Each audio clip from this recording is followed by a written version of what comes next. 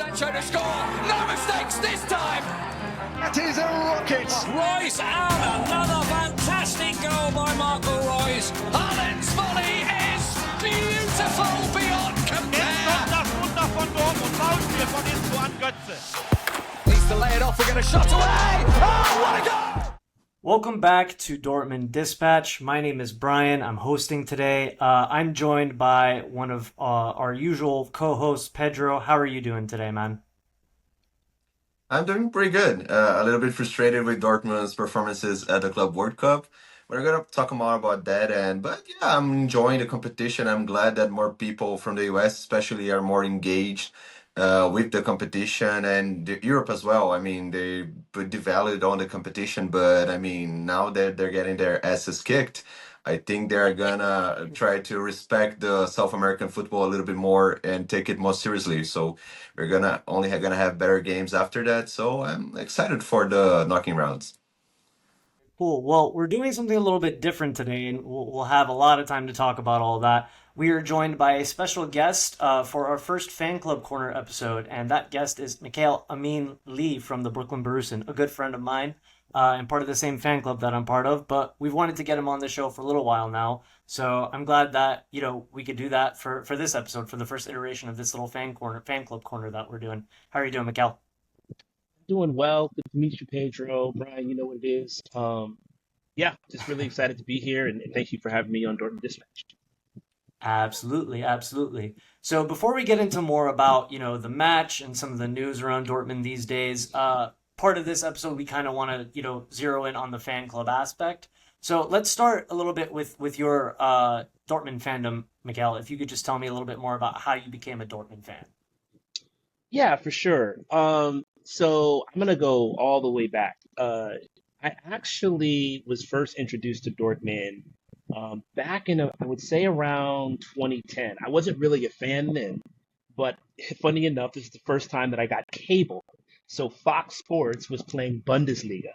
So I think Bayern, Dortmund, Wolfsburg was on a lot, Schalke was on a lot. Most of the top teams around that time, every Sunday morning. And I really got attracted to watching Mario Götze play. That was actually like my first introduction to Dortmund, just watching them play. But I wasn't really necessarily a fan. I couldn't watch them every week. I didn't really have access to kind of see them. So I always looked to watch them play because I liked the style. I liked the attacking that they were doing. It just sort of kind of just was just there. Full disclosure, I was in the Premier League. I supported Chelsea, so I was also watching the Premier League as well.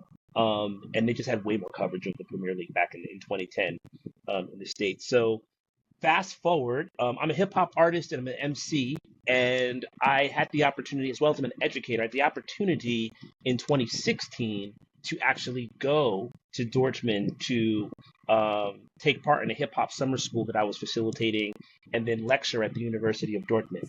So for 3 summers, I was actually going to Dortmund. Unfortunately, it was in the off season, so I couldn't actually watch a game. But I would say I probably fell in love with the city first before I actually fell in love with the club. But if you've ever been there, everything in Dortmund is really about BVB. It's super just engrossing the entire city. It's not necessarily the largest city in terms of area per se, but very, very passionate about the club, and it's just everywhere. So I knew a little bit about it because I also played FIFA as well. So I played them on FIFA. Pulisic had already come there by this point. So there was these little touch points of just kind of being able to be connected to them. But what really made me just try and be more involved in the club or become a fan of it was because I was actually every summer going to Dortmund and spending a few weeks there, and it was just great. So I guess right before the pandemic, I was just looking for a place to watch the games. It was just more fun to try and find other people to talk about it with. I could find a million people to talk about Chelsea with or the Prem about, but not a lot of people knew anything about the Bundesliga where I was in Brooklyn. And I just randomly went on Facebook and just searched in Facebook Brooklyn Fan Club, and there was a Facebook group that came up And then there was it wasn't an ad. I think it was a smaller group for the Brooklyn Borussen at the time. And I submitted a message, and maybe like a day later, 2 days later, Tilo hit me up and invited me out to banter. And that was it.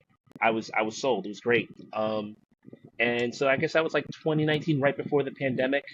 Was the first time I started going, and I think my first time I like officially became a member was like right during the pandemic in 2020. So I've got about 5 years that I've been a part of the supporters club. And yeah, it's been great. I'll say that it's always fun. I played football in my younger years when I was in high school, and always was had a love for the game. But here in New York, it's not the most popular sport compared to say baseball or basketball. So I didn't have a lot of people to kind of like share with. So to know every weekend there was some place that I could watch football with people that were knowledgeable about it, that were passionate about it, and also weren't jerks either, right? Like it's not a real like kind of like bro culture, jock type of culture. Which is something I really didn't want to be involved in. So that was something that was also like just instantaneous and like, okay, yeah, these are the type of people that I want to watch a football match with. And yeah, so it's just been for the last 5 years I've been going to banter almost every Saturday. More times than not, when I'm watching the Dortmund game, I'm usually watching it in Williamsburg at 9:30 in the morning or 12:30 in the afternoon, and hanging out with folks and just enjoying the game and talking about the club. Yeah, it's a wonderful atmosphere, obviously, as a member of the same fan club. I love the fact that, you guys are all there, that we can all get together and like talk about it, enjoy the sport, enjoy the team that we love. So it's really great that we have that community, and big shout out to everyone, obviously Tilo, Clarence, you yourself now, Tim, everyone who's leading up the fan club now, doing all the heavy lifting and making it what it is today. I mean, everyone is, obviously every member is contributing to it. Just wanted to shout out you guys because you guys are at the helm of this. Casper as well. Don't want to forget him there too. Yeah. But yeah, no, it's really great just to have that community to be able to watch the team that we love. Yeah, it's just an awesome time. I don't get out as much as I should, obviously, but definitely next season I will try to do better. Pedro, I never actually asked you. Is there a fan club that you're possibly part of down in Brazil? Yeah, I usually don't go to watch many Dortmund matches with the fan clubs. I Okay. know there's some around here in São Paulo. I'm not sure if they're as big, but I'll maybe try to join them because during the Champions League final, I was in Rio actually for a wedding.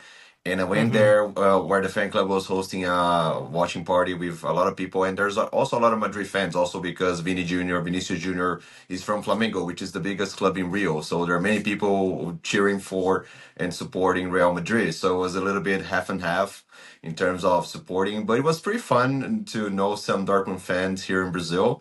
And it's a big community, and I might try to go to more meetings. I'm also a Tottenham Hotspurs fan. I watched the Europa League final with the fan club here, and I'm also in the WhatsApp group and everything. So maybe I'll try to go to those meetings more. But Dortmund, yeah, usually I watch it at home because the matches are pretty early in the morning, sometimes at 8:30, depending on the schedule. So I usually don't wake up at that time to go to a bar, start drinking, and watch Dortmund. But usually when the time is better is around lunchtime or a little bit later, then I'll try to go to some more Dortmund meetings here in Brazil for sure.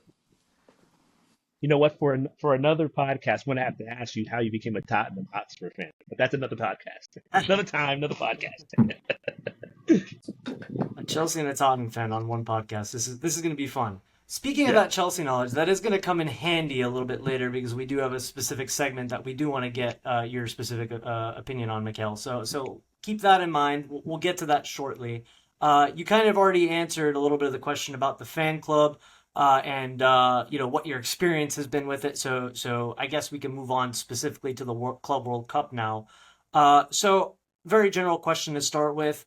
And Pedro, you can follow up after Mikhail as well. What's your general thoughts on the tournament so far and your experience at the game that we went to and just watching it at like for what it is in the U.S. right now? sure. And I have to be brutally honest. And we've talked about this. So the fan club has WhatsApp. So we also are like talking during the week and discussing all aspects of football culture in the world and the economics and the politics of it. So, which is another reason why I love being a part of the fan club so much, because people are very serious um, and relatively cultured and informed about what we're talking about. So saying that to simply say, I have real mixed feelings about the Club World Cup.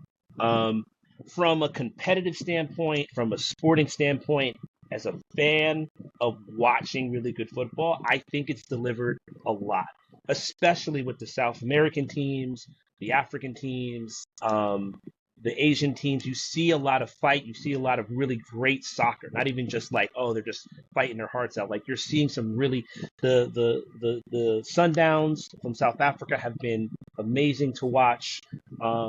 Obviously, Flamengo Fluminense has been doing some excellent football as well.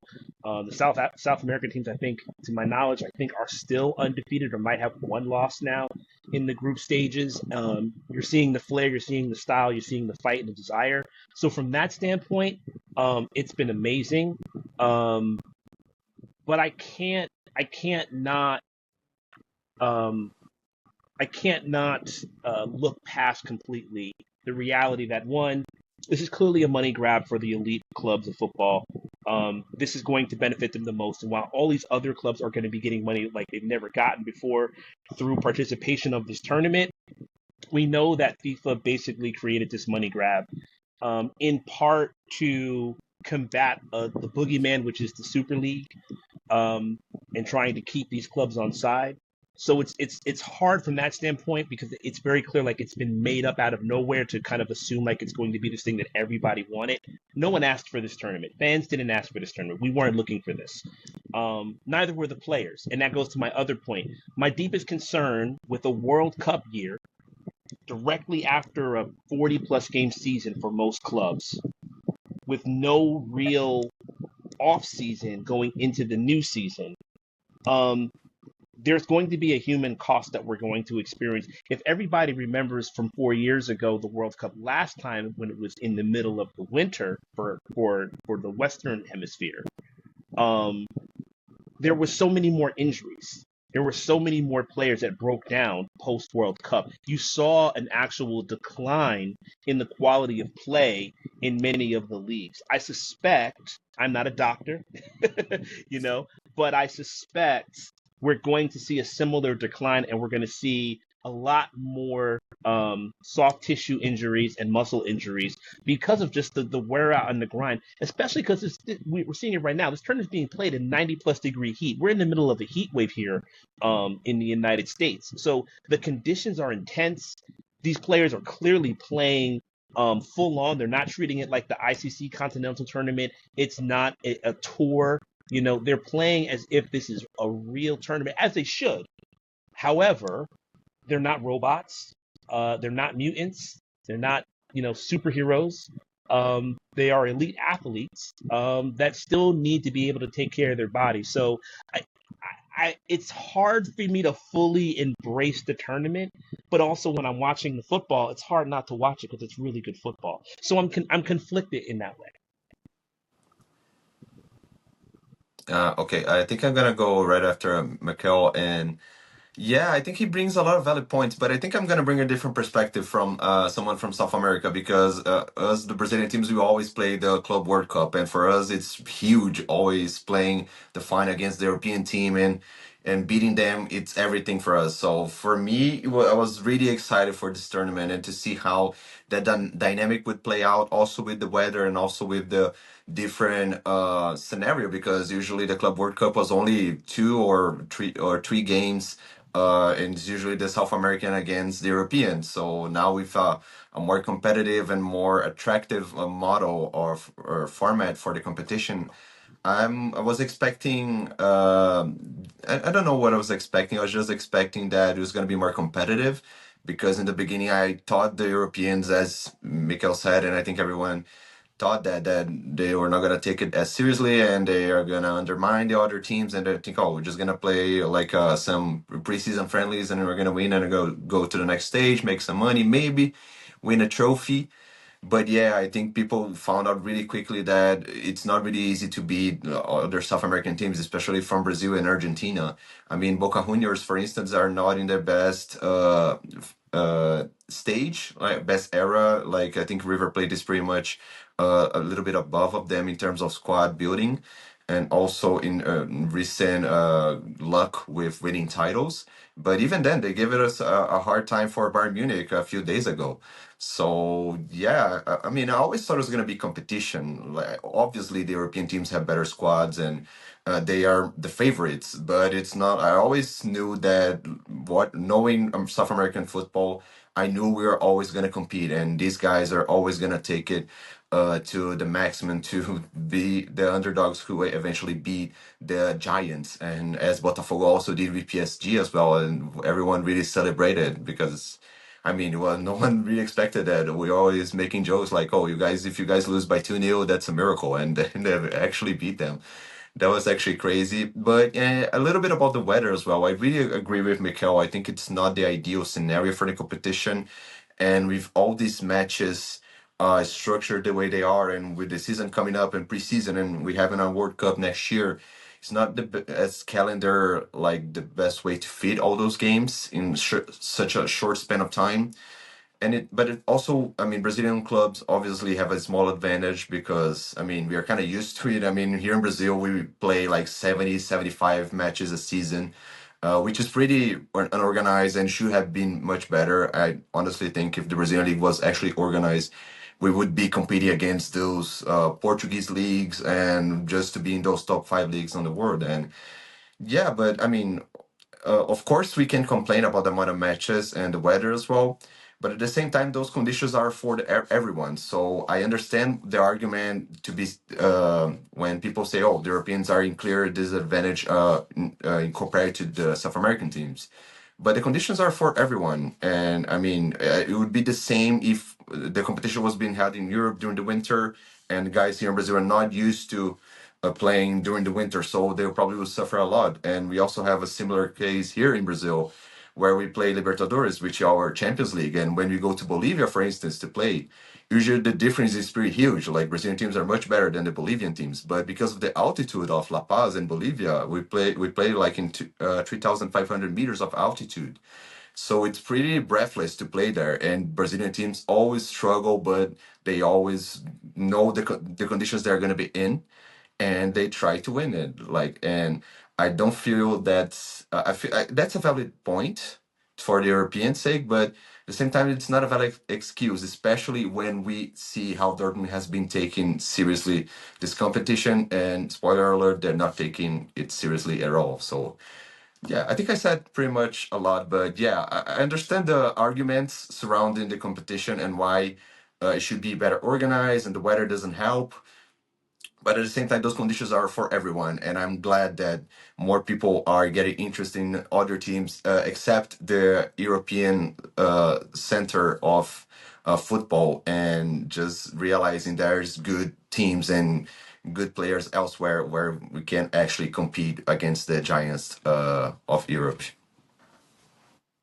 Yeah, it's there's definitely an interesting duality to this competition because at face value, I always, well, not always, but when it was first presented as like a club World Cup, obviously the idea of like teams from all over the world playing in a competition to decide the quote unquote best team, that's a really cool concept. Obviously, the FIFA factors behind it and it being a money grab obviously put a damper on that. So I guess it's not the best intentions behind it, but on the flip side, as you mentioned, Pedro, hearing about how important it has been for South American teams, even in previous iterations, that's been super interesting to me because I wasn't fully aware of how important it was.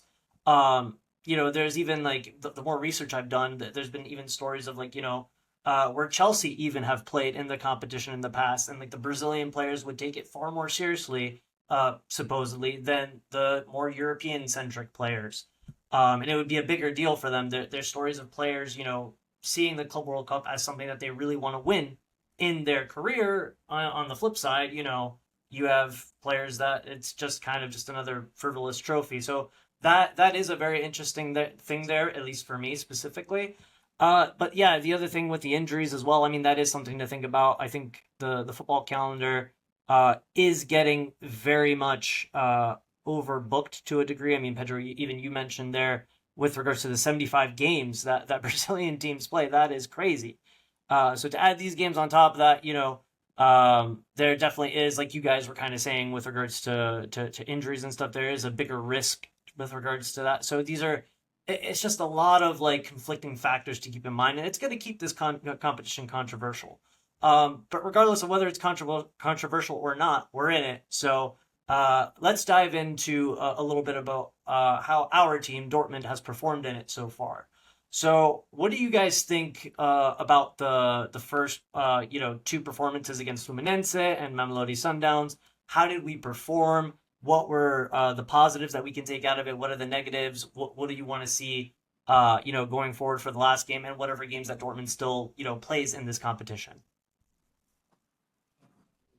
Yeah, to be honest with you, I really feel like if you've watched the team for the full season, you actually wouldn't have been surprised by the first two games. Yes, we played better in the second half of the year when Nico came in, but for almost 2/3 of the season, we've been lackadaisical. We haven't shown much effort. Our passing is poor. Our movement has been poor. The only real kind of like shining light this year has been Gulassi. Maybe Gittens for the first maybe third or quarter of the season, but for the most part, the team has not shown a lot of cohesion and togetherness, and I felt like that was the first two games of this competition. Why that is, I don't know. I don't think it's because of the Club World Cup. I don't think it's because of the grind of the season. I think that's been the makeup of Dortmund, why we basically almost ended up in the bottom half of the table, and it really just took the coach bounce of all coaches bounces for us to get to fourth place, and a little bit of luck with other teams kind of falling away. I remember it's funny too because I actually, Brian probably doesn't remember this, but Brian actually called that we'd make fourth.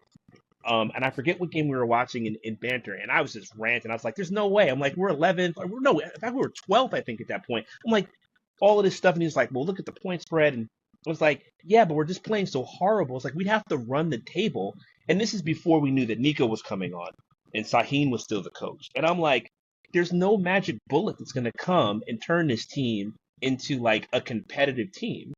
And then we get Nico, and then basically we did exactly what Brian said. We pretty much ran the table. I think we won 12 of our last 14 games, which is almost unprecedented. But if we're honest, the chemistry or I would say the personality of this Dortmund squad has been one that does not fight, that does not necessarily seem as if they're playing together. And you saw that in sort of like the limp way they faced Fluminense.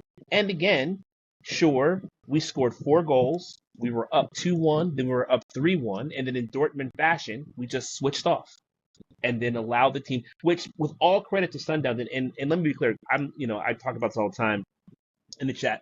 I watch all leagues. I watch Scottish Premier League. I watch like several of the leagues in England. I watch the Eredivisie. I watch Jupiler League.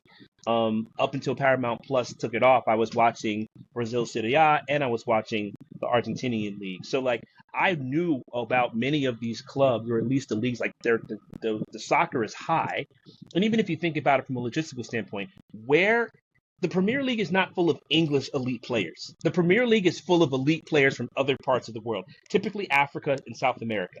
So they're not playing in English clubs in League One and League Two. They're playing in Brazil Serie A. They're playing in the LPF. They're playing in the Danish league. They're not playing. They're coming from was it Make a Dream or Dare to Dream Academy in Ghana. They're not coming from Europe. So just from that standpoint, I totally expected that there were going to be clubs, especially the clubs that I knew, like a Boca or River or a Palmeiras, who gave Chelsea an amazing run in the Club World Cup in the first iteration in 2021. It's only a 1-0 win, a Lukaku goal, or I think it was 2-0. But the game was very, very close and very, very tight. I watched that game. They didn't respect Sundown. even after the fact they saw the level of Sundown was at, they were beating us for pace the entire match. It wasn't just after they scored the first goal with Ribeiro. They were beating us down the line the entire game. So, um, yeah, I was hoping that Nico had kind of instilled a new culture because of all of the wins and because you feel like winning's going to be infectious. You do it and you realize what you have to do to make it happen. But the reality of it is like this particular Dortmund team, and we've talked about it all the time in our chat. We don't have leaders, not true leaders, and we don't have guys that seemingly have sort of inside of them this ability to like, I'm here to just whoop your ass. Excuse my French. We just don't have we don't have those players. We just don't have those players, and it's reflected in the performances. So, yeah, I was hoping we would do more, but I wasn't surprised by the results, or I haven't been surprised by the performances because we've watched it most of this year in the league.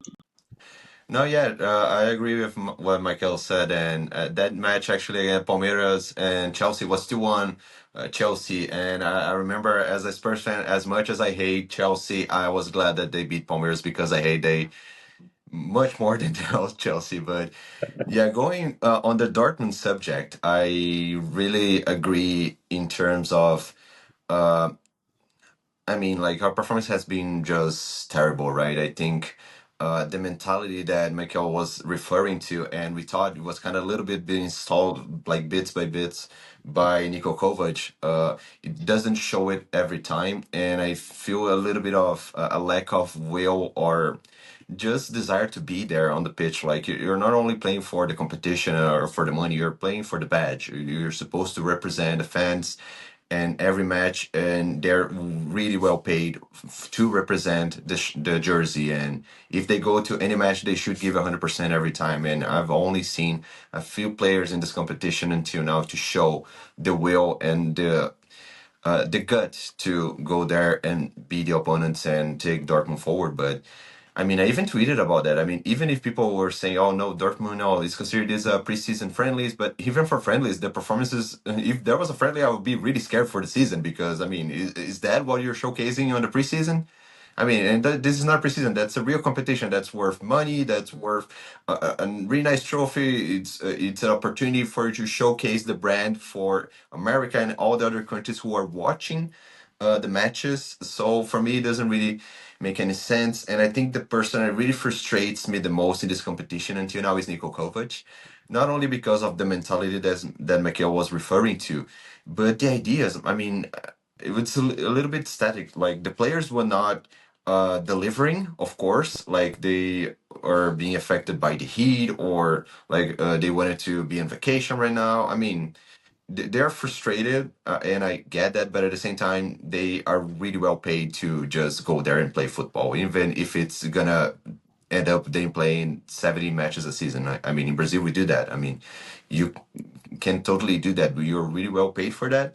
And Niko Kovac, especially against Fluminense, because Fluminense for me it was not it's for me the I mean I would say the worst Brazilian like squad within the competition, even though it's a really qualified squad. Like you can say they have a bad squad at all, but at the same time, what scared me on the match is that Dortmund, not for like a single minute, imposed themselves as the better team for the whole 90 minutes. I saw nothing positive to take from that match for us to take it for the season or for this competition itself. I haven't seen a thing. That's what frustrated me the most, not only the draw, but, which I think we were lucky to because I think Fluminense totally deserved the win after all. And against the African side, I really thought the first half was okayish, but still you would see them a little bit sluggish, like not being that interested. And you seeing those other guys giving 100%. Of course, both matches that we played are during lunchtime, so it's harder. But at the same time, you gotta give your life for this competition and for this badge. And the guys were just not delivering that. And uh, I mean, and what Mikael said is correct. I mean, we are the superior side in terms of like how the quality of players that we have compared to theirs. And I think that's the only reason why we prevailed ourselves in the first half, scoring 3-1, sorry. And then we put off the foot out of the gas, and the guys, our opponents just took the opportunity to hurt us more. And that's the reason why we're second in the group now. We needed that scoring goals to have a better advantage in the last stage to finish first.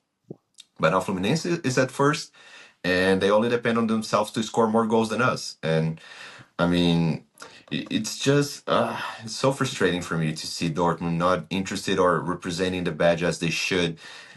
And I even texted you guys in the group. Like I even haven't even watched the second half of the second match, but I when I saw the result, I was like, guys, this is just embarrassing. I'm sorry. All due respect to the other team, but we should not concede like the goals that we conceded. And when I watched the goals, I was even more frustrated because they're totally avoidable. Like we if we consider those goals in the Bundesliga, we'd be fighting for relegation Well, easily. So here's the scary yeah, thing. just frustrating. Yeah, well, here's the scary thing. If you think about two of the goals that we scored at the four, those weren't even goals we earned. Those were the most horrendous goalie Yeah, mistakes. So absolutely. it wasn't even goals we created. So really, we could have lost that game 3-2. The other thing, in contrast to kind of to your point, and it's funny, that's how bad we played, Pedro, because we actually didn't even lose to Fluminense. It was a 0-0 draw. So Brian and I were at that game, but that's how poor we played. Um, we played bad enough to have lost that game. We got lucky that we drew that game 0-0. And it was truly a snooze fest 0-0. But the contrast, what we're talking about, Sundowns never stopped running. When they were down 2-1, when they were down 3-1, they were never out of the game, even though the scores said they should have been. And I think that's the difference. I think that's what we're talking about when we talk about Dortmund. Other than Ryerson, Svensson, that's all I can think about right now at the top of my head, because Kobel doesn't run because he's the goalie, but I'd put him in the same category of they're switched on from minute 1 to minute 90. They're running as hard as they can from minute 1 to minute 90. Those are the only two on Dortmund that I can genuinely say that about on a regular, consistent basis. Maybe Schlotty, maybe Schlotterback as well. We could throw in there.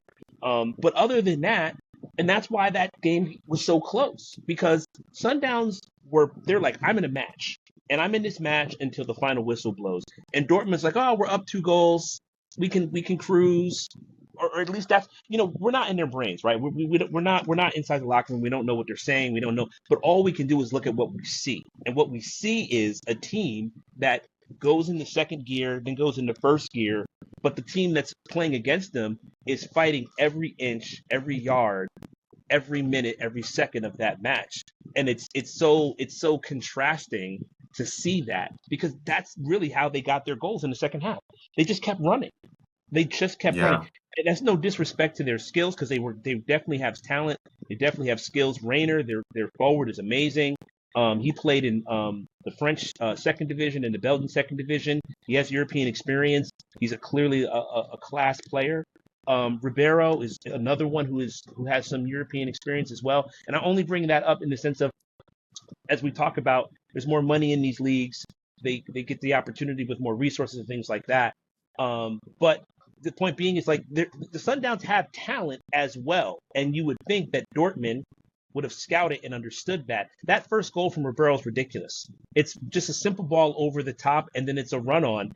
You had tape on them because they already played a game. How that's the goal that you concede is the first goal. But again, we're going back to Dortmund, right? We've seen this over and over again. Sleepwalking in the game, not coming on the front foot. Then they get hit in the mouth. Oh, we're in a game. Oh, we got to play now. And then it's like, okay, we cleaned it up. We're winning. Okay, now we can go back to our lawn chair and hang out. And it's like, and it's tough as a supporter, because what are we getting charged up about? It's like we spend most of the game like sitting on our hands and like chewing our fingernails because we don't know if we're going to make it out of the match. It doesn't matter if we're playing Juventus or PSG or we're playing Sundowns or Fluminense, because we perform the same way. It's frustrating because it's been years now. I know that's something we talk about all the time in our chats. It's like it's been this way for several years and several coaches. I want to give Nico a chance. I think I want to give credit, just how we gave Terzic credit with the second half performance and winning the Pokal. But again, we're back. The situation is like, do we need more players? Do we need new players? It's funny. I won't reveal the name, but one of the Dortmund executives was with us in the stands for the Fluminense game, and I pointedly asked him, I'm like, do you think we need players? He's like, we don't need players. He's like, the problem is the mentality. He's like, they're not fighting. They're not fighting. And this is coming from someone inside of Dortmund. So it's not something that we're just kind of like, because we're fans and we don't have the insider thing and we don't know. It's like, it's a very known thing. And it is problematic because we're one of the biggest clubs in the world. We're the 12th richest. You know, we've won Champions League. You know, we are supposed to be one of the elite clubs, and yet when you see us play, sometimes you see that, but oftentimes you don't, and it doesn't make a lot of sense. Yeah. Now, and just quickly before Brian gives his point, and I just realized I haven't finished my point on Niko Kovac. I started talking about him, and then I just went to the players. Yeah. But Niko Kovac has really frustrated me, and especially because he hasn't adapted. I mean, every situation in every match we have played the same structure. I think our press has got worse from what we've seen in the last few matches in the Bundesliga. And it just like when things didn't go within the structure that he designed, I haven't seen him finding different solutions or change the team or the way that we play in a manner to overcome those obstacles. And that worries me for the season because if things don't work out for us during the season, I mean, what are you gonna do? Like, we're gonna keep the back three all the time? Are you gonna use guys like we still got Gittens? You could play him as a winger, and you also have Duranville who doesn't have enough playing time as we see. And there's also another thing we haven't been seeing these guys like Campbell, Duranville as much as we should in this kind of competition. I mean, if you're not taking that seriously, I mean, at least those guys should have some space to showcase their skills to eventually become useful players during the season, right? But we don't see that either. So we don't see the things that got us into Dortmund in the first place. We're not seeing attacking football. We're not seeing well-structured football and just moving forward and like the pride for the badge. We're not seeing younger players being developed in the rate that we expect in Dortmund. But at the same time, we're also not performing with the older players. So why you're not using the youngsters in this competition that theoretically you're not taking as seriously? So yeah, it's all frustrating with Niko Kovac, and he really has disappointed me for now. And we're gonna discuss about his ceiling as a BV coach, I think next week in the next week's episode. But yeah, just frustrating and worries me for the future. But I mean, we are stuck with him. We can, I mean, just jump out now, can we? I think when it comes to it, and I think this is a point that I've made on the pod on numerous occasions, because both of you guys have made really good points. Obviously, the one thing I would push back on once again with the Kovac situation is how many times are we going to restart the project? I think that is one of the bigger issues that Dortmund has had over the few years. And I use this example all the time when we talk about this. Even though I wasn't a fan necessarily of the way Edin Terzic played football, I wasn't calling for him to, get the sack after not winning the title or whatever. I think that this club needs a sense of stability, and I think it's the same with Kovac. Granted, is he the best coach out there for Dortmund? Probably not, but he's still quite a good one. I still think that he knows what it means to win and play and manage and coach a big club as he did with Bayern. I do think that this is a guy that can get Dortmund places. The tactical flexibility that you mentioned, Pedro, 100%. I think that we need to see more of that. We 100% need to see more of that. Over the course of this last half of the season, I think part of the reason we didn't see as much of that is because of the fact that it was a firefighting mission. We were kind of in a position where we just needed to get into Champions League. And if that what was working, why change it? So now when you're facing teams that are very different to your usual competition, this is where that tactical flexibility obviously becomes far more important, and we do need to see more of it. So in essence, what I'm trying to say here is I do want to give him a little bit of a benefit of the doubt, because we are just seeing him now in a situation where that tactical flexibility becomes a necessity. So yes, if he continues to just go on with the same thing and that doesn't change, then that will get frustrating. And obviously, if that goes into the season and that affects our results, then it's something that we need to think about more seriously.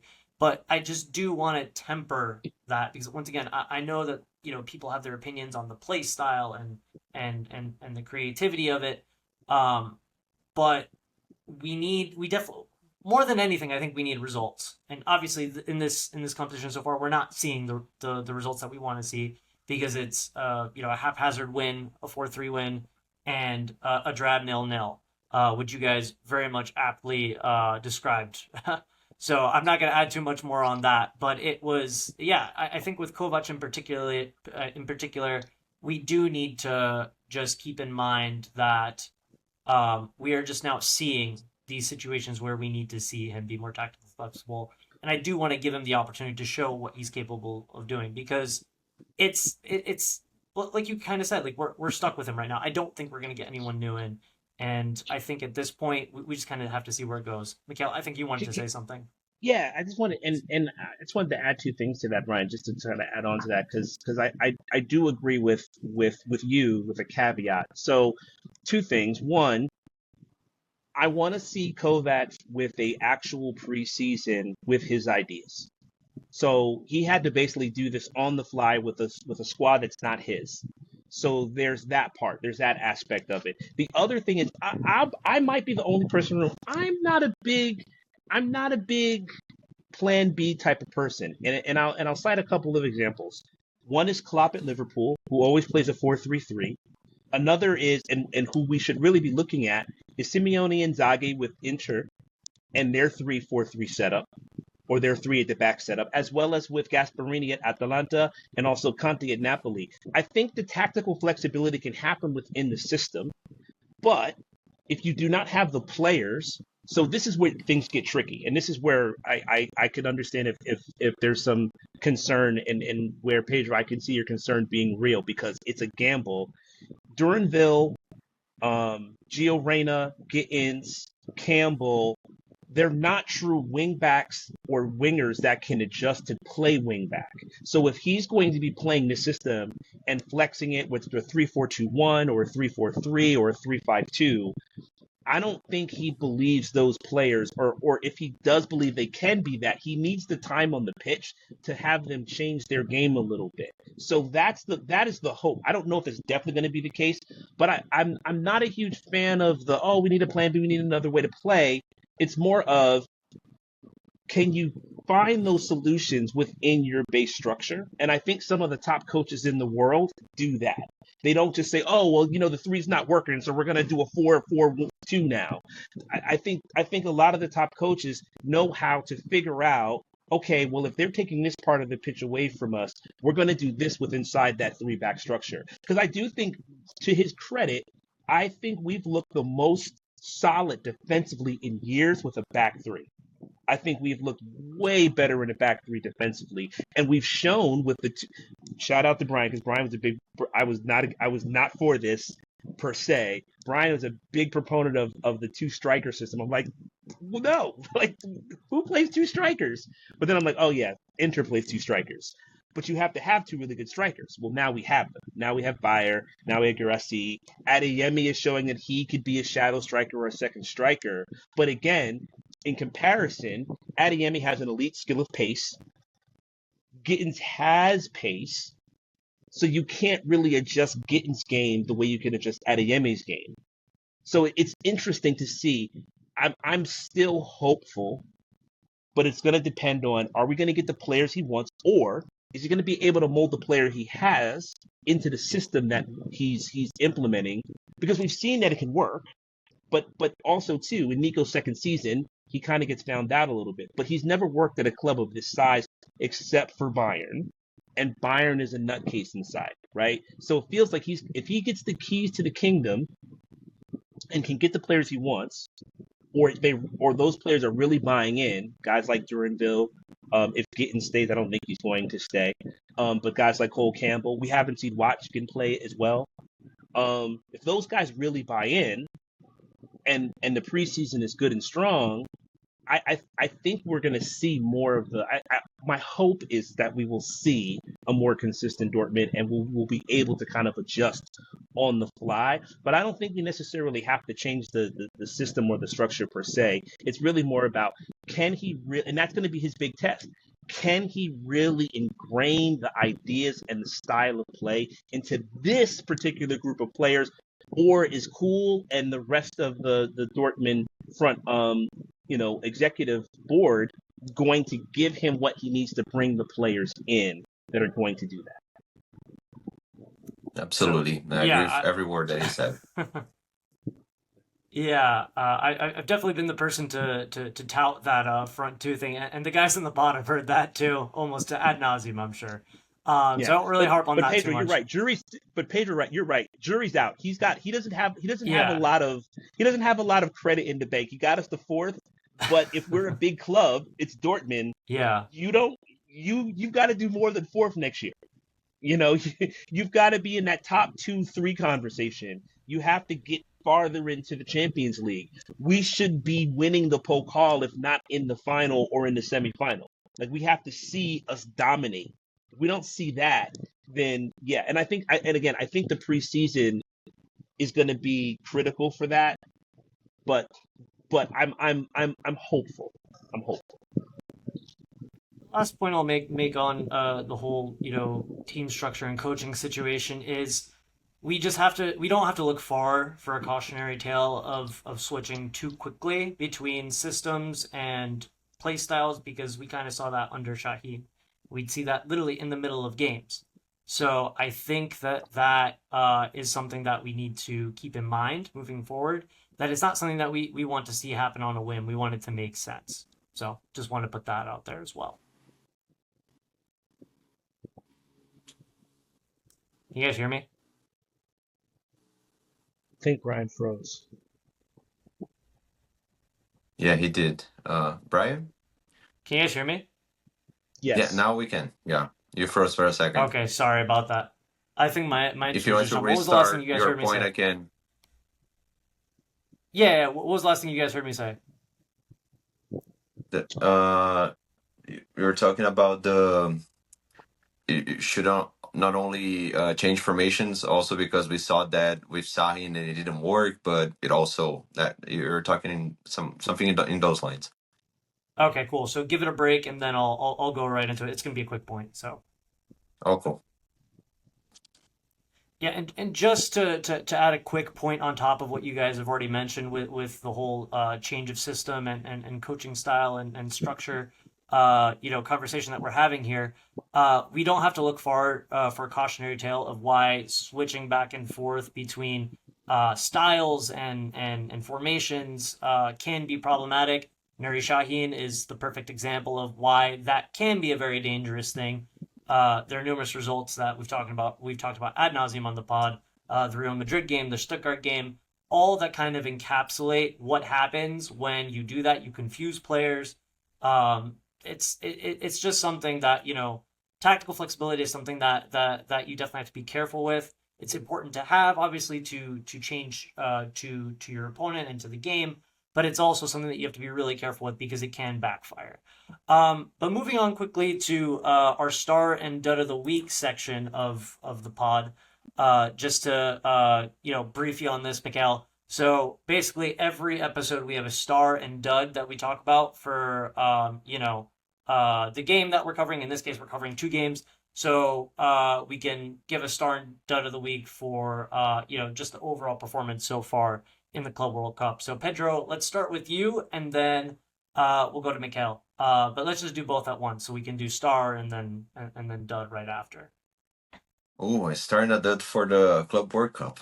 I think I'm gonna stick with my Niko Kovac shout for the dud of the competition for until now. And as you guys said, I agree with every word. It's not. I think they only use the example of playing wingers because I think we also have really prolific wingers aside of Jimmy Gittens. So I think it would be also waste to let those guys rot in playing positions that they're not used to. But at the same time, I absolutely agree with you guys, and what Mikhail said is correct. I think we also need to see Niko Kovac being able to adapt within his own structure and finding different solutions, which I also didn't see him doing until now. So for those reasons, and not giving the proper chances to youngsters in the competition until now, and the results, I think he's my dud. And for my star, I mean, I think it's really um, it's not easy because we not haven't been playing that well in the competition so far. But I mean, as a shout out, I think I would just go. I can't think of anyone in the midfield. I mean, I think we really need some reinforcements in that midfield, and we really need to revamp that area of the team. And the defense hasn't impressed me either. I think Svensson has been, although with the whole scenario, I think he's a really decent shout, and he has been playing really solid since he joined the club. So I think I would go with Svensson for my start. Yeah, I think I'm gonna have to follow you on the dud page only because all of the performances have been so like meh. Like, everybody's not playing well, you know. So, but if the coach is your ultimate leader, if your manager is the person that's supposed to set the tone and get you in the best position to succeed and be on the pitch and be well rehearsed and all of those things. Unfortunately, Nico, it kind of falls at Nico's feet. Um, Star is also hard for the same reason. Could we say Joe? Could we say Garassi, Svensson? Um, you know, Koble, even though he let up 3 goals, it wasn't really his fault. The double save was amazing, but there's no one that I can say in these 2 games that's just stood out and either pulled us back from the depth or has just been like undeniable. You know, at this point, I'm like, I'm gonna give Garassi the star just because he probably had the best moment with the header. But as far as like consistent play on the field of impacting the game over the 2 games, and shouts to Svensson because I love Svensson and I don't think he necessarily played poorly. But I also think that he wasn't necessarily the star. But again, we're talking about a team, and it's so frustrating. I feel all of us. I feel all Dortmund fans, no matter if you're in Brazil or you're, other parts of the United States, we all kind of have the same thing. It's like you look at the collection of like individual talent, right, and you go, it just leaves you wanting more. I was I was shocked to find out that Brent had 15 assists this year. I'm like, where did he get 15 assists from? Like, I didn't even realize he had 15 assists because most of his play was so poor. He loses the ball. He barely tracks back. Um, his crossing is horrible. But I digress. I'm gonna say Garasi for my star for lack of any really great examples of one. I'll keep mine short because you guys took some good shots there. Star, I'll go with Greg, simply because I think that first game against Fluminense, Koble really like bailed us out on numerous occasions. I think the saves that he made were really great. Got a front row seat basically to some of them, so you really saw like how good of a shot stopper he is. So big shout out to Koble for his efforts so far. And kind of like what Mikal said, like the goals with that Sundown scored. I mean, like that kind of like tracks me into my dud, which I think I'll actually say is the Sula and Anton center back pairing, and that's mainly because uh, you know the goals that were conceded. I don't think they were on Greg. I think he was left out to dry a lot in a lot of those opportunities. But the other thing is, those two have already shown that they can play well. They were part of the cornerstone of our push to get into Champions League. They played great together. And now all of a sudden you see that dip in quality again, and I'm just like, it gets frustrating. It's just like, you guys have shown what you're capable of, and now you're just kind of tracking back. So yeah, that has to be my shout for that. But let's get into the next section, and it's something that I kind of wanted to talk about because Mikhail does have that, extra Chelsea knowledge because he does follow Chelsea as well.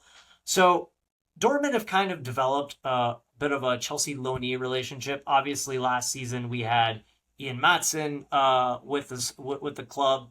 Now we have Carney Chukwuemeka as well with the club from Chelsea, and his situation is kind of up in the air. So let's kind of start with what your guys' general impression of Carney Chukwuemeka has been since he joined the club, and what impact he's had on Dortmund's game when he has played. So, Mikal, let's start with you. Sure. So I'm a Chouameka fan, and yes, I can admit my implicit Chelsea bias. But to be very honest with you, he hasn't played much for Chelsea, and not because we didn't want to play him. He was injured. Um, and I think that's one of the issues. My guess is around the reason why Dortmund didn't pick him up along with the price, because when you see him on the field, he's electric. Now he's a young player, so he still makes mistakes. He probably holds the ball a little bit too long, but we do not have anybody that can unpick a defense like Chouameka in the midfield. His close control in tight spaces and his skills in 1v1 situations, yeah, Gittens can do that on the wing. Um, you know, somewhere in the far distant past, Gio Reyna kind of showed some of those things at some point. When we had Sancho back on loan for a brief period, we know who Sancho is. But we haven't really had someone in our midfield quite like Chouameka. And the great thing about him is that for me, he's an 8-10 hybrid. He can either be a box-to-box midfielder that's going to carry the ball through the lines with his dribbling, or he can actually, I think, create for others. Now the problem is that he's not fit. Plus the price. Now here's my thing. We talk about this all the time in the chat. If you really look at it, this is not a scientific take, but just a general kind of guesstimate. If you like looked at players coming in and out, to get a quality starting 11 player right now in world football in the top 5 leagues, considering age and skill level, your floor is about $35 million, which is close to our record signing. So the problem is that for the type of skills that Chouameka has, at the age profile he is, if you don't have him come through your academy first, you're going to pay about $30 to $35 million low end, unless you get lucky and you're really digging deep in the coffers and you find a Svensson in the Danish league for $7.5 million. With add-ons, it's going to be about 10. But that's amazing scouting. With all due respect to our beloved club, we haven't really shown that type of scouting now in a while. So what we're doing is we have to pay elite club money prices if we want elite level potential / talent, unless we're literally finding them and bringing them in, at 16, 17 years old into the academy. But that's kind of like the weird place we're in as Dortmund. I feel it's like we don't want to spend the money, or we feel we can't spend the money, and yet we are telling our supporters, or they're telling the supporters, telling us, and they're floating the idea that we sit at the top table. So, okay, great. You're not always going to find a Haaland. You're not always going to find a Jude Bellingham. You're not always going to find a Jadon Sancho. It's amazing that we got those players, and I know we've had players in the past like Dembele and things like that. Pulisic, although Pulisic didn't really show for us in the same way that he is now with AC Milan. But in essence, I like Chouameka. I probably would have rolled the dice on him, but I also can understand with the fitness history and things like that, why they might not want to. But then again, I go back and say, look at what he's done on the field, and look at the age, 19, 20 years old, dynamic with the ball at his feet, seems to be comfortable in Kovic's system, has come on and changed games with his dribbling. I would have if we push the boat out on Nejma, right? Which I'm still Nejma's still young enough where I'm like, let's see. But he hasn't shown anything yet. But we spent almost $40 million on Nejma. We have Chouameka in the building and he's showing the quality he has. To me, it's a surer bet to get Chouameka now from what he's shown in the building than when we just kind of went on seeing Nejma play half a season at Wolfsburg, right? So I don't know. I would have pushed the boat out on Chouameka. As Mikal said, I think Mikal really knows his Borussia Dortmund, because I agree with every word that he said. And I'm gonna keep it short because I think what he was saying is completely true, and I think it all relates to our inability to have a proper and a squad building that makes sense at it put us in a position that we don't need to get those loanees from Chelsea. Because I always criticize this kind of approach in this podcast. I mean, you're only going to get those loans for 6 months and then to stack up the price for Chelsea just to sell them to somewhere else later. So we're just making Chelsea money, and of course, we're getting some return in the pitch. But I mean, you could be making much more money if you had those players and you sell them yourselves, which is a thing that we got like with Sancho and other players. But I mean, I think this approach hasn't been working for us in the past few years, and it also relates to our inability to have a proper squad building, even though we do some nice moves here and there with Svensson and other examples. And yeah, I wish we wouldn't do those kind of things, but I mean, it's kind of become a tradition and kind of necessary for Borussia Dortmund because we always realize mid-season that we don't have the proper numbers to compete and we are lacking in depth in some positions, and then we have to go and sign Madsen and have to go inside Carney. And I mean, how does this cycle end? Like, we need to find our success with our own feet, with recruiting, with getting the proper players, and administrating the squad in a concise and in a way that makes sense. And I haven't been seeing that, even though there's some moves from Kel that I like. But I mean, overall, there's been some disappointing with the overall squad building, and hopefully he can do some nice work in the summer because we really need that revamping, as I said, especially in the midfield. And I mean, just to finish, in regards to Corny, I mean, with the injury track record, sorry, and with the small sample that we see him, even though I've seen the same things that Mikal just said, with the good ability in those pocket of spaces, the progression, it's all there. But he needs to stay on the pitch, and to Dortmund to have an investment in a position like that, I'm not sure. Also, he's the right fit for the system and how Kovac is going right now. I really think we need another six to play aside Joe Bellingham in the midfield, and also I think we need another creative alternative to Brandt, who has also is a really nice shout for the dud of the tournament. We need an alternative to just put Brandt back on his feet because he looks dead on the pitch again in those two matches in the Club World Cup. So I think those positions are key, and also need to rejuvenize that midfield with Sabitzer likely, hopefully leaving, because I think he also his time at Dortmund came to an end this past season already. Jorena is also likely leaving, so yeah, I wouldn't keep Carney, but I think it's a really was a nice spell, and you could see his talent. But I mean, I think the injury track record doesn't help him, so I wouldn't make the investment from what I've seen until now. But he has talent for sure. Oh, I was gonna say to Pedro's point. For me, I'm 1,000% in agreement about loans. To me, loans are only in two times: when you have an injury emergency, um, and if you're using the loan model as a way to bring down the price. So you know there's a player you want, and you can kind of like lessen the price of that player by taking him on loan with obligations to buy. So it changes the structure of the deal with the club that you're loaning them from. Otherwise, when you look at top teams, they don't loan players that are impact players. They loan players out because as a Chelsea supporter, I know that's the thing everybody beats us with. We have too many players, so you got to send them out because you're not going to get these young players time.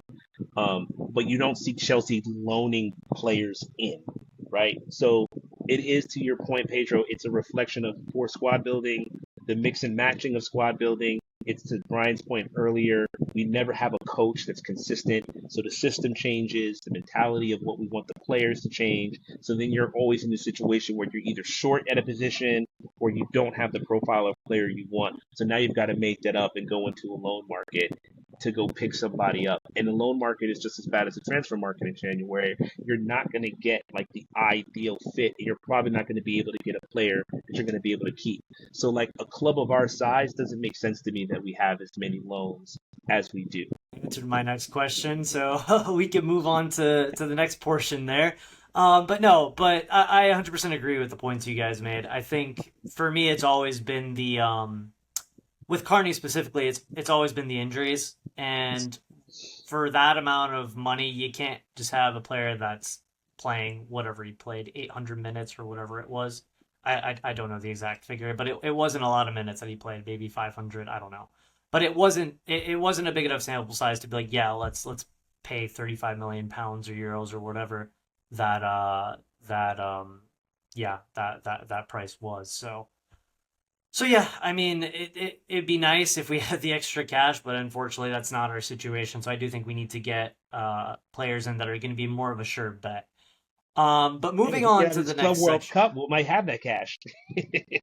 That is true. That is true. Hopefully we can make some money here and make some good signings. So moving on to the next section.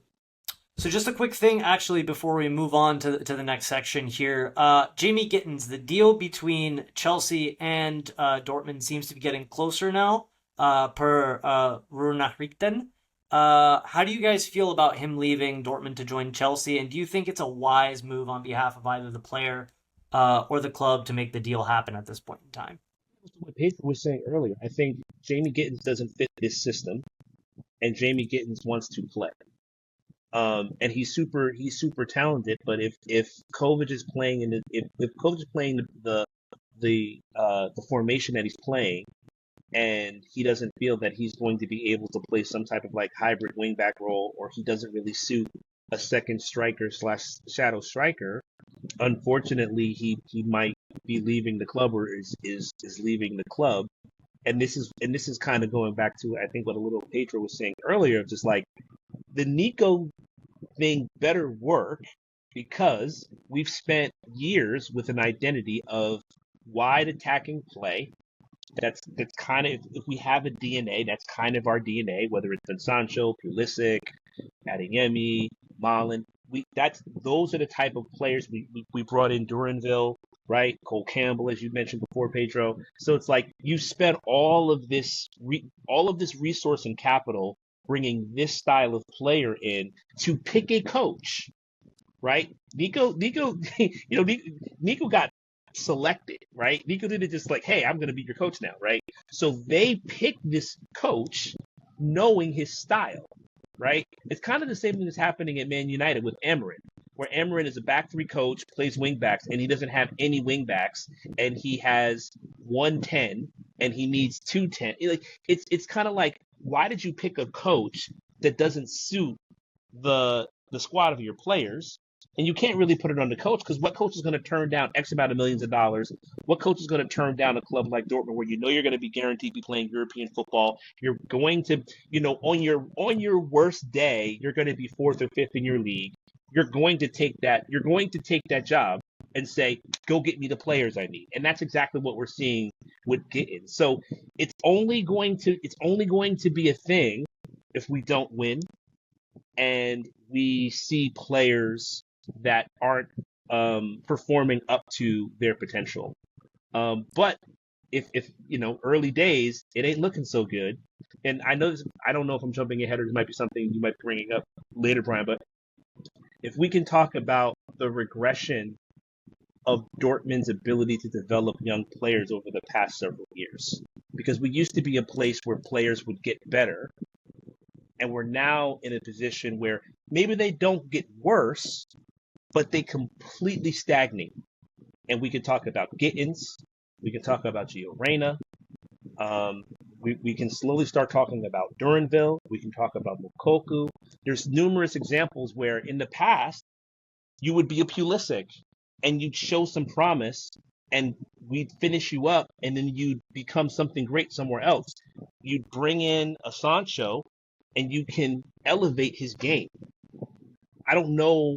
I mean, look at even lesser examples like Nauf in Frankfurt, right? It's like we let him go, but he developed with us, and he's a major contributor for Frankfurt. Maybe he wasn't to the level that we needed at Dortmund, but if I'm not mistaken, he played on a Europa League winning team as a starter, right? So he's playing in a top 5-6 Bundesliga squad as a starter.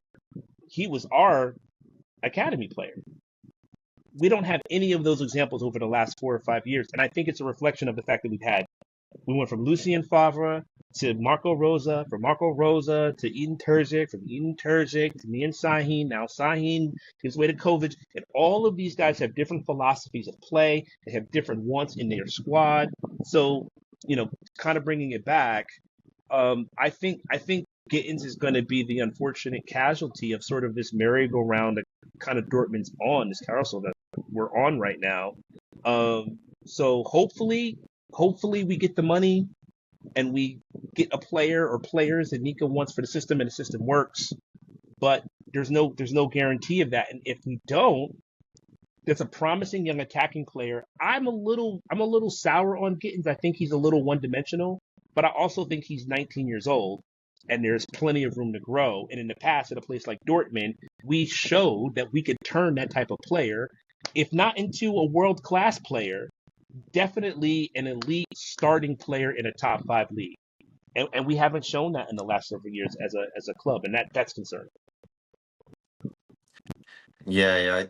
Again, in regards to Gittens, and I have complimented him in the beginning of the last season, and I also thought he had a major downfall in the second half of the season, but it also due to the context, as Mikal said. I think with the roller coasters of managers and different philosophies and starting projects and stopping in the middle and just hiring gap managers and then making another wrong appointment, and the recruitment hasn't been great because it hasn't followed a concise philosophy that would work for the club, not only for this manager or that manager.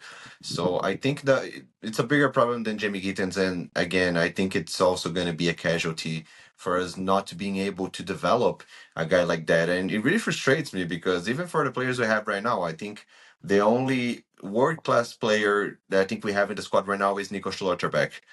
And with the way the team is going and the way we are trying to build this thing, I feel bad for Nico because I want that guy to win things for Dortmund, but I wouldn't blame. I think Nico has the potential to play in the Real Madrids of European football, and if Xabi Alonso wants him to be like the left center back of his back three, I mean, I wouldn't judge him if he wanted to leave because I mean, the club doesn't give him much perspective right now and for the future, and I want to see the guy thrive. And I wish it wasn't my club, but I mean, the administration doesn't help.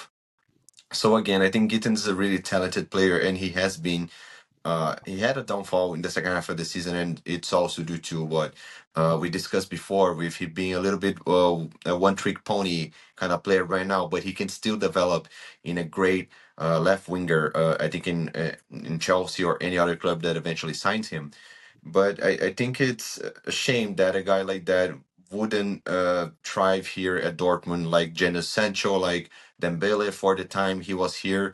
And it's a shame that he is not gonna be remembered as with the amount of I don't know the word now in English, but with the recognition that he deserves, if you know what I mean, for the talent that he is and for the capability of this club of developing talent across the last few years, and we have been showcasing that ability anymore. So it's a shame, but yeah, I just wish him all the best. It seems like a deal just waiting for to happen. So I hopefully Dortmund can get the best out of this deal financially, and hopefully he can thrive somewhere else, and then we can get our mindset together because it's not in the right place right now. I think with the Gittens deal, you guys both mentioned a lot of good points. Um, and specifically, if we're talking about him being possibly that kind of like maybe I don't want to use one trick pony, but like that more one dimensional player as of right now. Obviously, he has the talent to develop more. I wonder if Chelsea is the right place for that for him from his perspective, because I don't know, and Mikhail, I guess you would have more insight on this, whether or not he would be kind of like more of a starter there. At least off the top of my head, I don't see him necessarily being a starter there and going to that club. I think he might become kind of more part of that, like, quote unquote loan army type thing that Chelsea has going on there, in terms of a player that might go out to like another club to get minutes, or he might be a player that might have to do that to be able to get minutes, because I don't know if Chelsea will be that club. So I don't know if you want to jump in briefly on that before we move on. Oh yeah, I got stuff for that one. So this is the grand myth of Chelsea. Everyone's kind of like the stick that people beat Chelsea with is that Chelsea has a bloated squad, too many players, like five at every position. Currently, right now, the only wingers that we have are Noni Marieki and Pedro Neto. And Kuku actually is not a winger. Mudryk now is going to be probably banned for doping for 18 months, and we didn't pick up Sancho. So actually, Gittens could come right into this starting 11 because he absolutely has no competition at the wing spot. And we will absolutely be using wingers. Now, as they try to figure out what's going on in the midfield, they might move Cole Palmer out wide to the left so that they can fit in Lavia as well as Enzo Fernandez and Caicedo. You also have Audrey Santos is going to be on the team as well as Kendry Paez in the attacking. So yes, it might get a little crowded, but again, if we're looking at the top clubs, how many midfielders does Real Madrid have? When you're talking about clubs that are going to play in 3-4 competitions a year, the best clubs and the biggest clubs are usually 2 to 3 deep at key positions.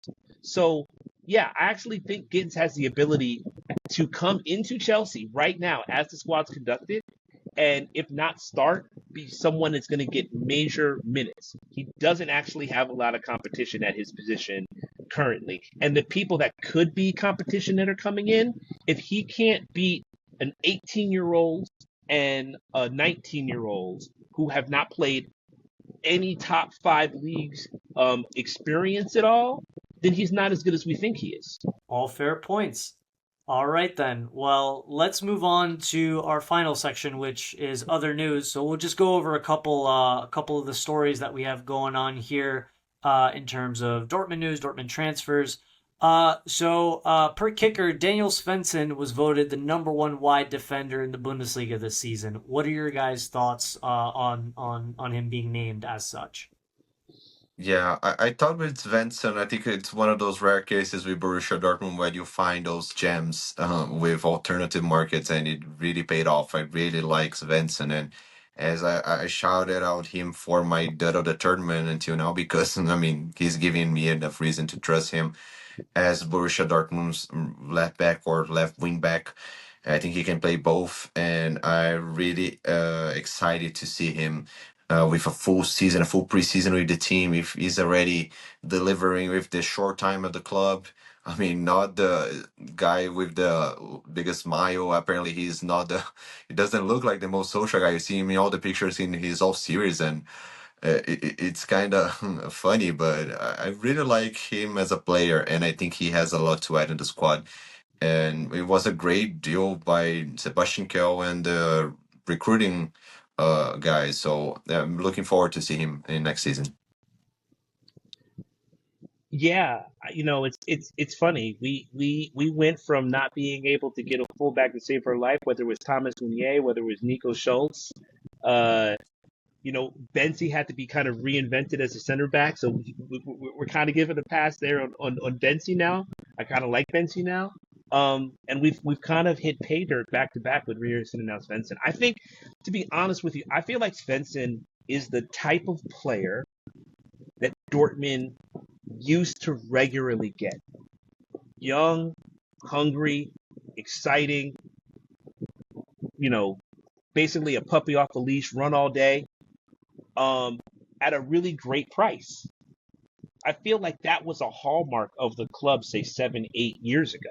We had a team, half the team was Svenssons, young, hungry guys from other parts of the globe that needed just a place to show, and we had a style of play that could show that. So, yeah, I like Svensson a lot.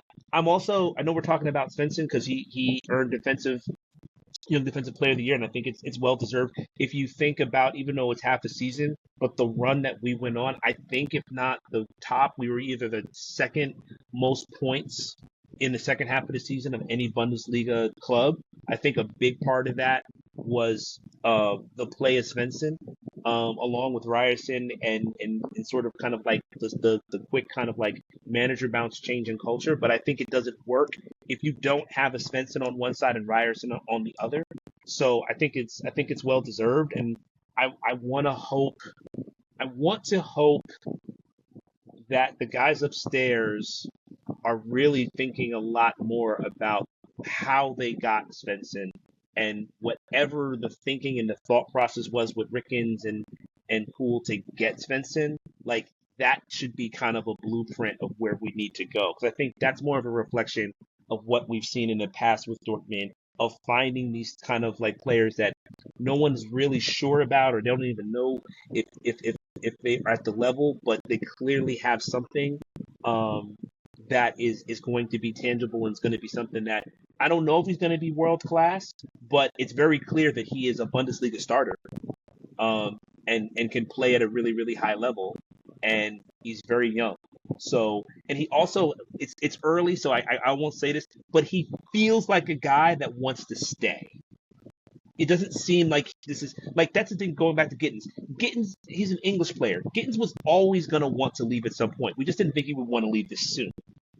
But Svensson feels like the type of guy where it's like, if we're doing well, if we're still competing, he could see his career as a Dortmund player. It feels that way with him. So yeah, I'm excited about him. I think he's going to be, if he continues on the track, he hasn't put too many foot wrong, honestly, so far.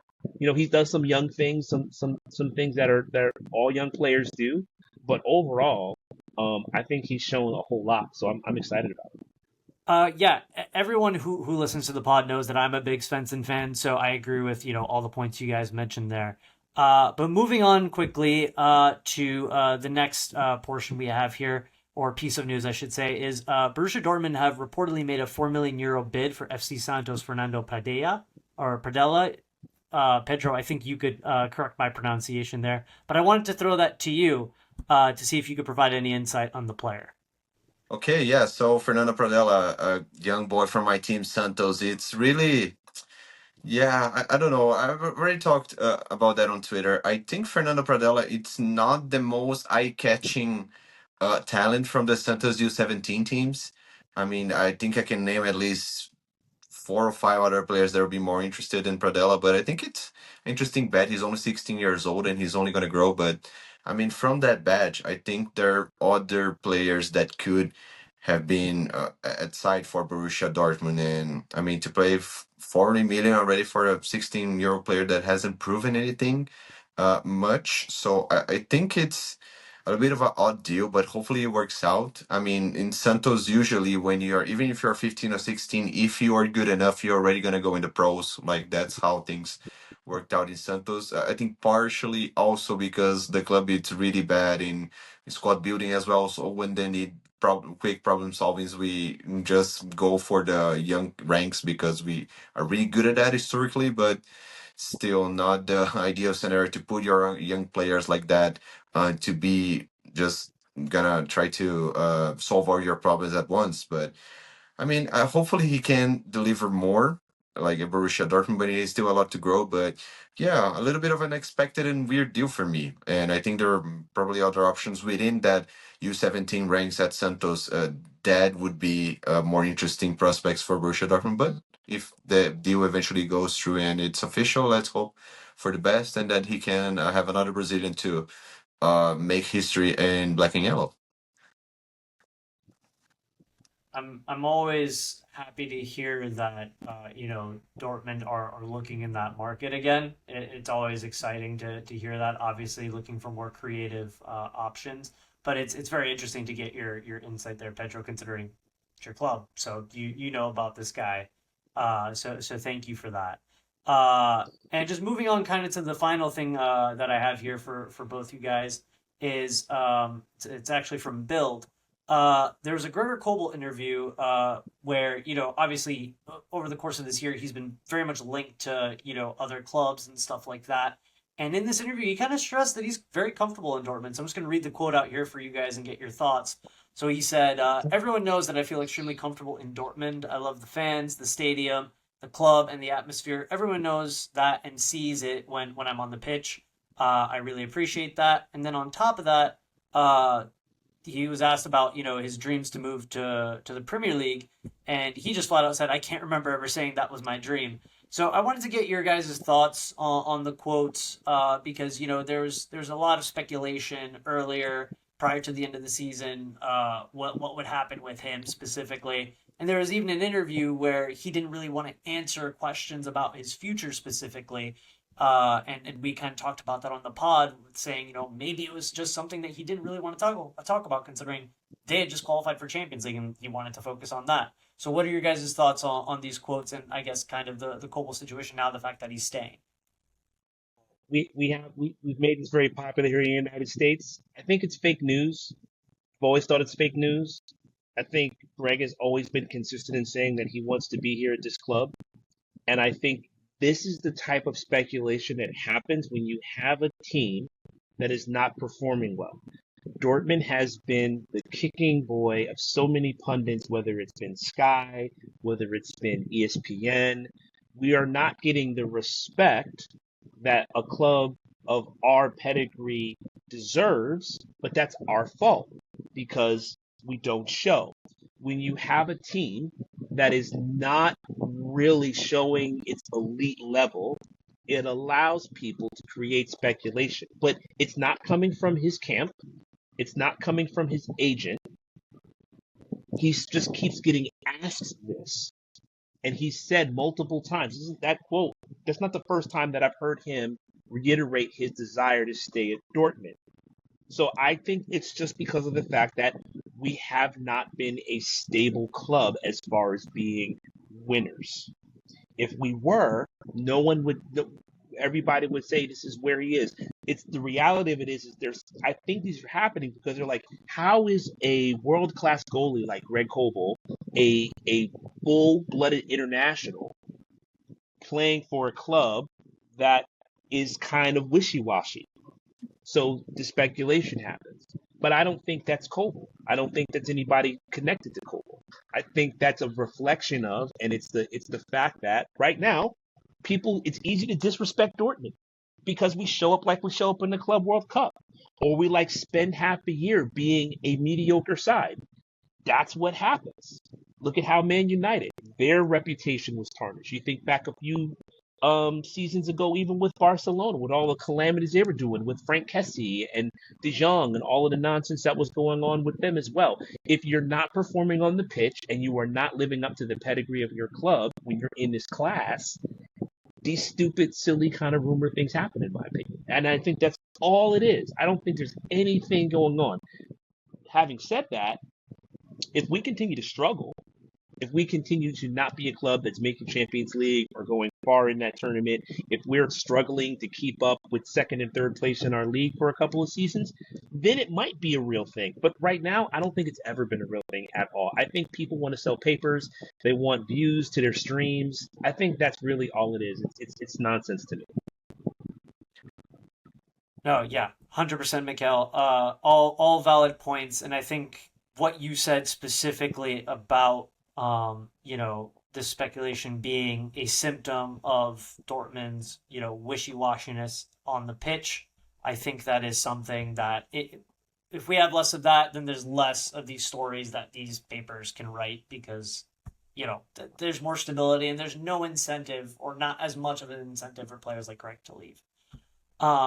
But that'll be our show for tonight. Pedro's having a little bit of internet issues, so I would say goodbye on his end as well with regards to this. But Mikal, thank you very much for being on with us. I'm sure Pedro would echo the same thing if he was able to be on to wrap this up. But it's been really great having you on and talking Dortmund. Is there anything that you want to plug before we wrap up?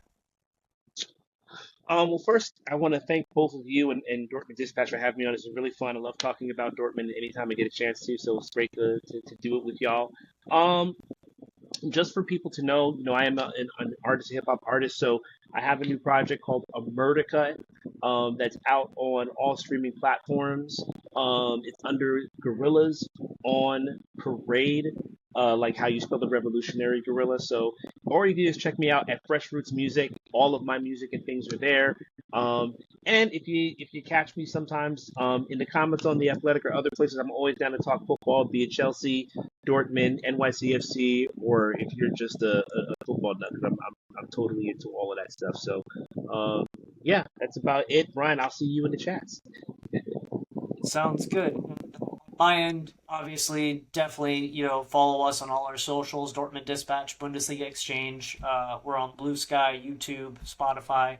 So check us out there. But once again, I definitely want to shout out all the people, in our Brooklyn Borussen fan club, all the wonderful work they do. The people I shouted out earlier, the people that I didn't shout out, there's a ton of you. I just once again wanted to, give you guys the flowers that you guys deserve. And once again, this is a new section that we're doing, so having more people on from fan clubs is definitely something that we want to do in the future. So, Mikal, we'll definitely try and have you on again, obviously, to have some more chats about Dortmund. But yeah, thank you very much, guys, for listening, and yeah, have a good night. Jadon Sancho to score. No mistakes this time.